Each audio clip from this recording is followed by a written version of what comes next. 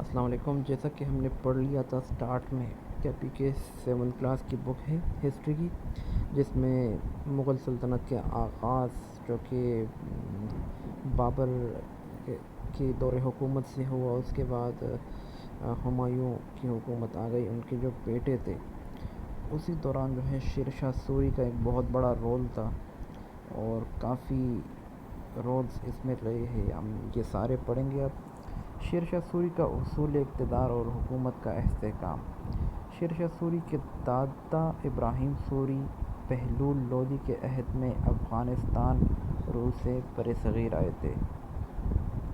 شیر شاہ سوری کا اصل نام فرید خان تھا۔ وہ 1486 عیسوی میں صوبہ بہار سہرام میں پیدا ہوا۔ اس کا باپ حسن۔ اس جنگ سے راجپوتوں کی طاقت کچل دی گئی۔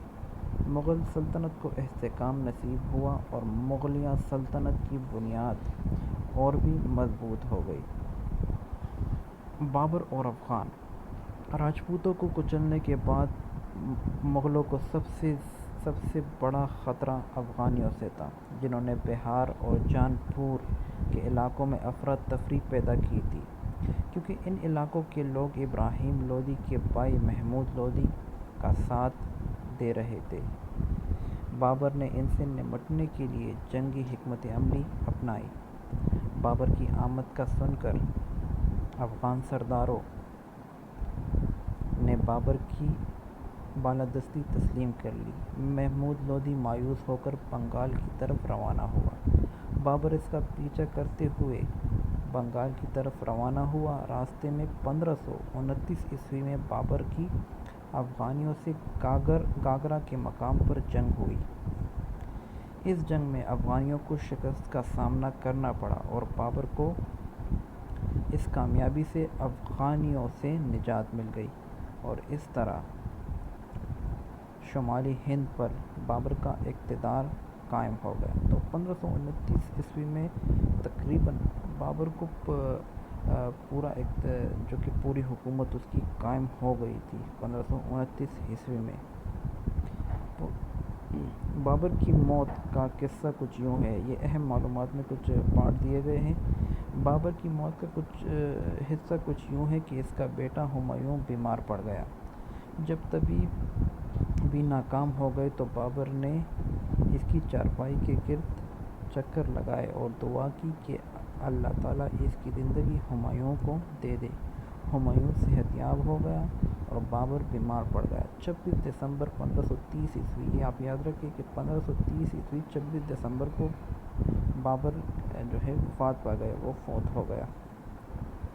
نصیر الدین محمد ہمایوں جو کہ بابر کا بیٹا تھا، اس کے بعد اس کا دور شروع ہوا بابر کے بعد۔ نصیر الدین محمد ہمایوں 6 مارچ 1508 کو کابل میں پیدا ہوا۔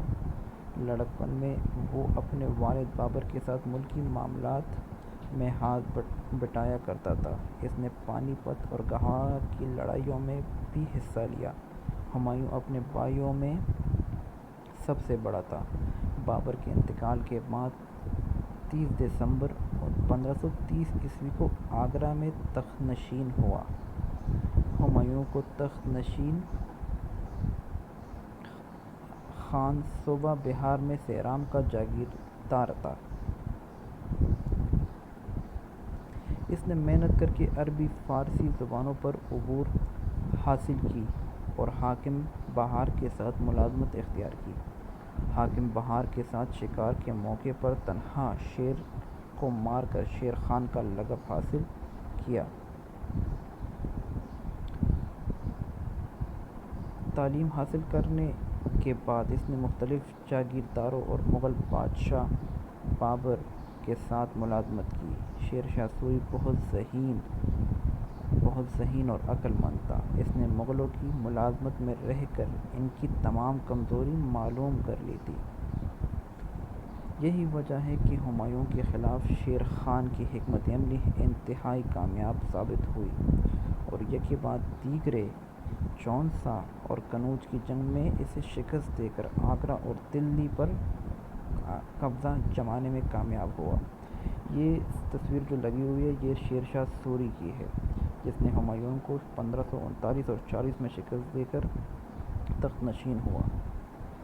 وہ ہندوستان کا بادشاہ بنا۔ تخت دلی حاصل کرنے کے بعد اس نے 5 سال حکومت کی۔ اس قلیل عرصے میں اس نے فتوحات کی جانب توجہ دی۔ ملوا، سندھ، مرور اور میواڑ کے علاقے فتح کیے، بغاوتوں کو سختی سے کچل دیا اور تمام جنگوں میں کامیابی حاصل کی۔ قلندر کے راجکرت سنگھ نے شیر شاہ سوری کی اطاعت قبول نہیں کی تھی، لہٰذا شیر شاہ سوری قلندر پر حملہ آور ہوا اور سخت محاصرہ کے بعد 1545 میں قلندر کا مستحکم اور ناقابل تسخیر قلعہ فتح کر لیا۔ بدقسمتی سے دوران محاصرہ شیر شاہ سوری ایک گولے کے پھٹنے سے شدید زخمی ہوا۔ اسے فوری طور پر علاج کے لیے خیمہ میں منتقل کیا گیا، لیکن وہ چامبر نہ ہو سکا اور 22 مئی 1545 میں فوت ہو گیا۔ اپنے دور حکومت میں شیر شاہ سوری نے اپنی حکومت خوب مستحکم کی۔ آپ نے ہندوستان کی سیاست میں ایک نئے باب کا اضافہ کیا، لیکن نااہل جانشین اس کے کارناموں کو برقرار نہ رکھ سکے۔ انتظامی ڈھانچے، ذرائع مواصلات اور فلاحی اداروں کو مضبوط بنانے میں سوری خاندان کی خدمات۔ شیر شاہ سوری نے اپنی تمام توجہ ملک میں امن و امان بحال کرنے، انتظام سلطنت کو مضبوط بنیادوں پر قائم کرنے اور عوام کی فلاح و بہبود کی طرف مبذول کی۔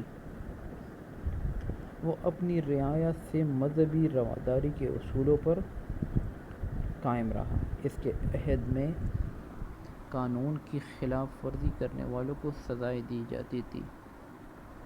شیر شاہ نے اپنی سلطنت کو برگنوں انتظامی حصوں میں تقسیم کیا۔ ہر پرگنہ میں مالیہ کی وصولی، مقدمات کا فیصلہ کرنے اور امن و امان قائم رکھنے کے لیے مختلف افسران مقرر تھے۔ مالی اصلاحات۔ شیر شاہ سوری کو اپنے والد کی جاگیر کا انتظام چلانے سے بہت تجربہ حاصل ہوا تھا۔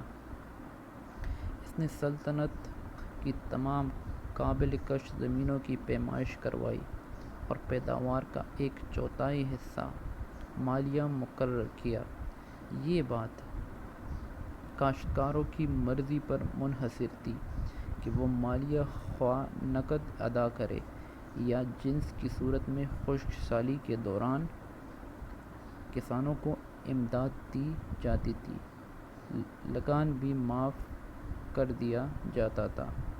شیر شاہ سوری کا اصل نام فرید خان تھا۔ وہ صوبہ بہار سہرام میں پیدا ہوئے۔ حاکم بہار کے ساتھ شکار کے موقع پر شیر کو مار کر شیر خان کا لقب اختیار کیا، اور جب وہ ہمایوں کو شکست دے کر ہندوستان کا حکمران بنا تو شیر شاہ سوری کا لقب اختیار کیا۔ فوجی اصلاحات۔ شیر شاہ سوری نے علاء الدین خلجی کے فوجی نظام کو اصلاحات کے ساتھ اپنایا۔ وہ فوج میں سپاہی خود بھرتی کرتا اور خود ہی ان کی تنخواہ بھی مقرر کرتا۔ شاہی فوج میں 1,50,000 پیادہ، 500 ہاتھی اور عمدہ توپ خانہ تھا۔ شیر شاہ نے اپنی سلطنت کے اہم مقامات پر چھاؤنیاں اور قلعے بنائے۔ اس نے فوج میں سپاہیوں کا حلیہ درج کرنے اور سرکاری گھوڑوں پر شناختی نشان لگانے کا طریقہ رائج کیا۔ عدل و انصاف۔ شیر شاہ سوری منصف مزاج حکمران تھا۔ اس کے عہد میں سرکاری عہدے مسلمانوں اور غیر مسلموں کے لیے یکساں کھلے تھے۔ وہ ملک میں امن و امان دیکھنا چاہتا تھا، اس لیے مقدمات کی سماعت کے لیے باقاعدہ عدالت دیتی ہے اور عوام کی حفاظت کے لیے پولیس بھی موجود تھی۔ ذرائع رسل و رسائل: شیرشاہ نے سفر و تجارت میں سہولت کے لیے بڑی بڑی سڑکیں بنوائی۔ اس میں سب سے بڑی سڑک بنگال سے لے کر پشاور تک جاتی تھی۔ یہ ایک امپورٹنٹ MCQ بھی ہے۔ شیرشاہ سوری نے بنگال سے لے کر پشاور تک جو سڑک ہے وہ بنائی ہے، جس کی تصویر یہاں پر دی گئی ہے۔ GT روڈ جو پشاور کی ہے، یہ شیرشاہ سوری نے بنائی تھی۔ بعد میں یہ سڑک GT روڈ کرین ٹرنک روڈ کے نام سے مشہور ہوئی۔ دیگر سڑکوں میں سے ایک آگرہ سے برہان پور تک، دوسری آگرہ سے مارواڑ کی سرحد تک اور تیسری سڑک لاہور سے ملتان تک جاتی تھی۔ سڑکوں کے دونوں جانب بیلدار درخت لگائے گئے اور ہر 2 گز کے فاصلے پر ایک سرائے بنائی گئی۔ ان سرایوں میں مسافروں کے ٹھہرنے کا انتظام کیا۔ اہم معلومات: کوس پرانے زمانے میں فاصلے کی اکائی تھی، جس کی لمبائی تقریباً 2.5 کلومیٹر ہوتی تھی۔ رفع عام کا کام: شیرشاہ سوری کو انتظامی اصلاحات اور رفع عام کے کاموں کے لیے تاریخ میں ہمیشہ یاد رکھا جائے گا۔ اس نے ملک بھر میں مدرسے، مسجدیں، حمام اور حوض بنائے۔ عالموں اور طالب علموں کو وظیفے دیے جاتے تھے۔ غریبوں، اپاہجوں کے لیے سرکاری لنگر خانے بنوائے، جہاں سے انہیں مفت خوراک مہیا کی جاتی تھی۔ پورے ملک میں سڑکوں کا جال بچھا دیا اور سڑکوں کے دونوں طرف سایہ دار درخت لگوائے۔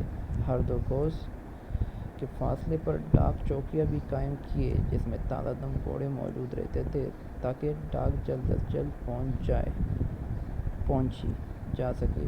شیر شاہ خیراتی مقاصد کے لیے فراغ دلی سے رقم دیتا تھا۔ اس نے علم و ادب کی سرپرستی کی۔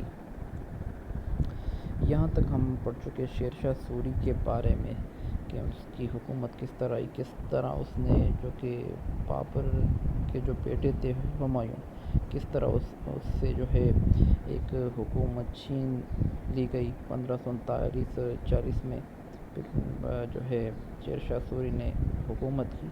اس کا پورا جو ہے وہ ایک خلاصہ جو ہے میں نے آپ کو پیش کیا۔